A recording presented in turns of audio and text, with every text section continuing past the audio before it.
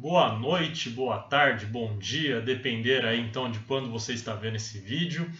Como havia prometido aí para vocês, né, vim aqui gravar um vídeo sobre os discursos jurídicos para ajudar a dar uma complementação aí nos próximos passos da nossa disciplina de linguagem jurídica.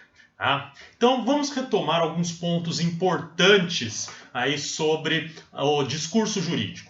Ele se subdivide aí em 4 discursos: o discurso normativo, burocrático, decisório e o científico. Como nós já vimos nas aulas passadas, o discurso normativo ele vai servir para normatizar um texto, ou seja, para tornar um texto que nós temos contato em um texto jurídico. Ou seja, para que eu compreenda que aquele texto que eu estou diante, que eu estou estudando, né, que eu estou então tratando com o meu interlocutor, que ele de fato é uma norma jurídica, que ele é então algo que deve ser obedecido, que ele está me trazendo a ideia do dever ser, de imperatividade. E essa descoberta do discurso normativo, essa ideia então de que eu sei que eu estou diante de uma norma jurídica, ou seja, dessa interpretação do texto jurídico, me leva aí a todo o procedimento que é próprio do procedimento administrativo e principalmente daquele que a gente chama de processo judicial. Vamos pensar, por exemplo, aí num processo que nós temos então toda uma burocracia, todo um procedimento para que se chegue a uma decisão judicial final. Aquele procedimento, né, as etapas processuais, elas compõem o que a gente chama de discurso burocrático. E que nós já vimos, então, em aula passada também, que esse discurso burocrático ele vai servir para trazer todas as etapas de maneira simples, com uma interpretação singela, quase que literal, para que as partes saibam a regra do jogo. Ou seja, para que as partes saibam exatamente o que vai acontecer no futuro dentro de um processo. Quais as medidas, quais então os instrumentos que ela pode se valer, quais as estratégias que ela pode se utilizar para defender os seus interesses, né?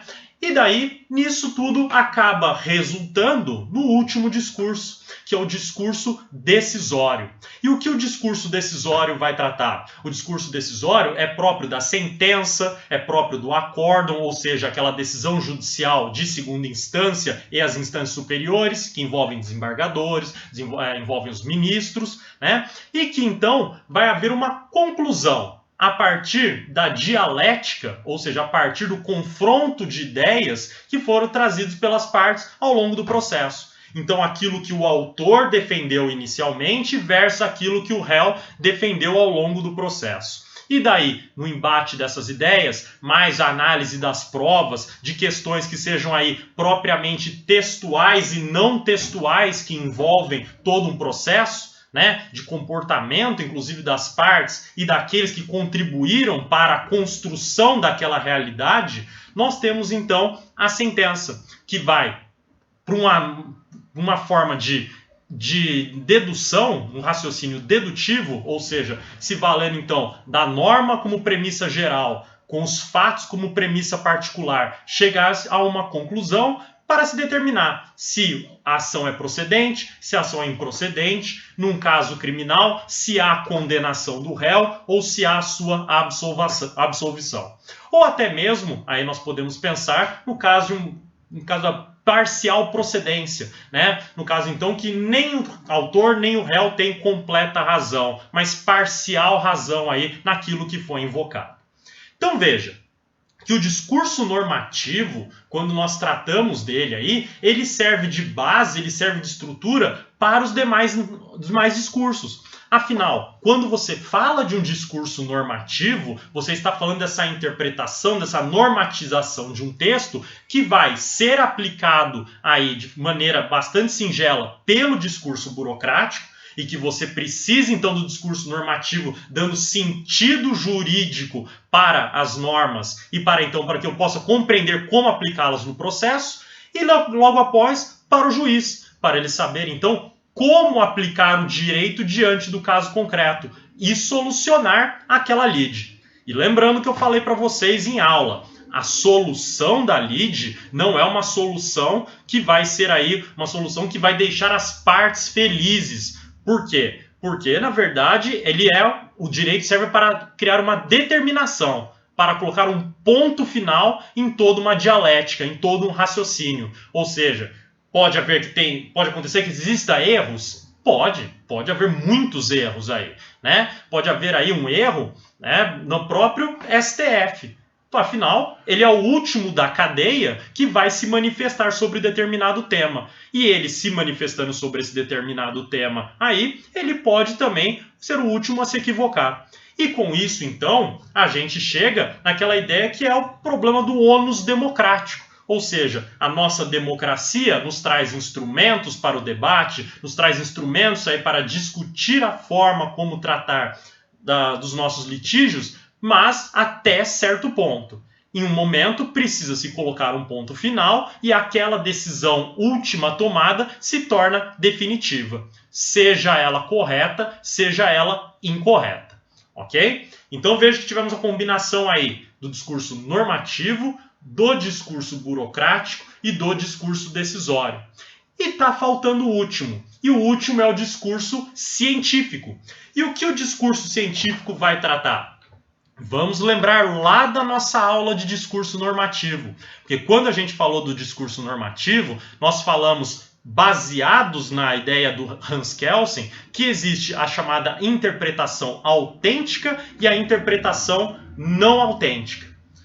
Lembrando, interpretação autêntica, que seria própria aí do nosso discurso normativo, é aquela, então, em que é realizada por uma autoridade, sobretudo o juiz, e que ele, então, vai interpretar a norma jurídica, extraindo os diversos sentidos daquela norma e aplicando a um caso concreto.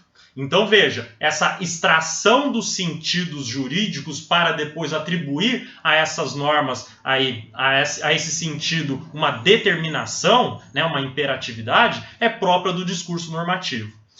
E, ou seja, quando nós estamos falando da aplicação por uma autoridade, nós estamos falando aí, então, de um ato de vontade. Ou seja, aquele que selecionou o discurso jurídico, escolheu, melhor dizendo, aquele sentido jurídico para ser aplicado, o escolheu por uma vontade sua. Ou seja, demonstrando que, por mais objetivado que seja a ideia aqui de aplicação das normas, sempre vai ter um aspecto subjetivo. E esse aspecto subjetivo, ele vai estar aí diante, né, vai estar aí apresentado a partir da ideia de que, então, alguém precisa tomar uma posição. E essa explicação não é uma explicação completamente irracional, mas uma tomada de decisão aí por uma vontade própria do aplicador.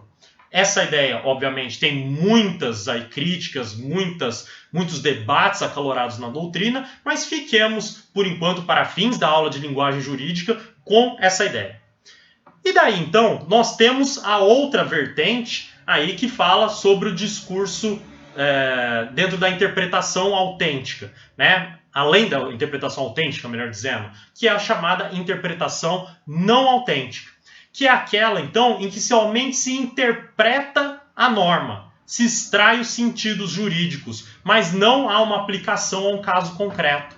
E essa, como nós vimos, é própria do cientista do direito. Ou seja, é própria daquele, então, que não está aplicando a norma, mas é aquele que está identificando os diversos sentidos e, de modo persuasivo, está tentando te atrair para a ideia de que talvez um dos sentidos lá que são defendidos pelo autor é melhor, tem mais vantagens do que o outro. Pense os livros que você utiliza para estudar. Você se utiliza de vários autores aí de direito civil, vários autores de direito penal, né, dentre outras matérias. Esses autores, no momento em que eles se debruçam para tentar explicar determinado dispositivo legal, determinado texto, eles estão fazendo isso no seu discurso, né, aí, científico, na interpretação não autêntica. Não solucionando um caso direto, mas te apresentando a forma como você deve entender o sentido daquelas expressões, tá? Então, veja só para fins aí para compreendermos a ideia da interpretação não autêntica. Veja que a doutrina jurídica, quando falamos da doutrina jurídica aí, nós estamos falando, né, de uma possível fonte do direito. Para alguns autores é fonte, para outras não é. Por quê?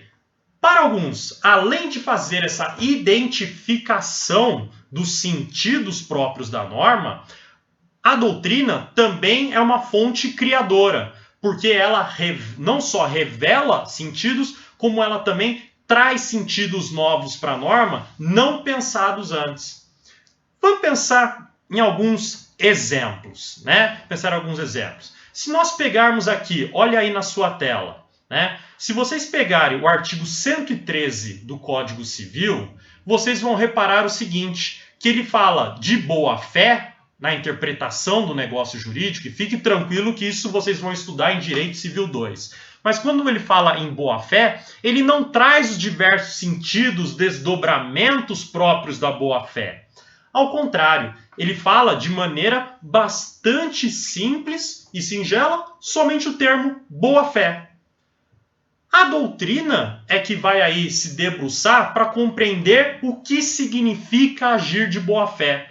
Então vai identificar deveres de cooperação, lealdade, deveres de sigilo, de informação, né? Então a gente vai ter aí diversos deveres criados pela boa-fé que são contribuições muito mais doutrinárias, e aqui eu não estou querendo ofender toda a construção histórica da boa-fé, tá? Estamos falando para os fins de discurso jurídico, mas que a boa-fé, então, ela teve uma construção doutrinária daquilo que significa essa expressão. Ou seja, teria, então, essa função criadora da doutrina, tá?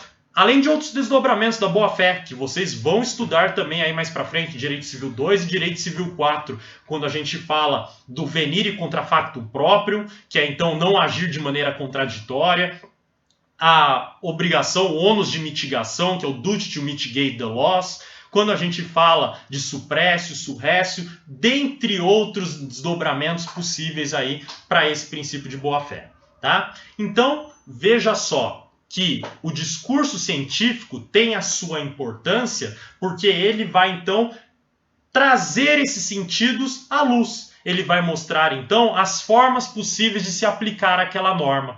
E veja a contribuição do discurso científico para os demais discursos jurídicos.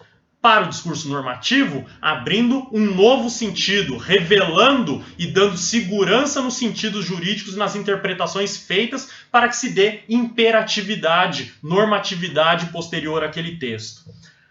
Por outro lado, para o discurso burocrático, o discurso científico vai entender, então, como que funciona o processo, como então se dão as etapas, qual a relação, a coerência, a conformidade entre essas etapas, qual a melhor maneira de se otimizar a aplicação desse processo.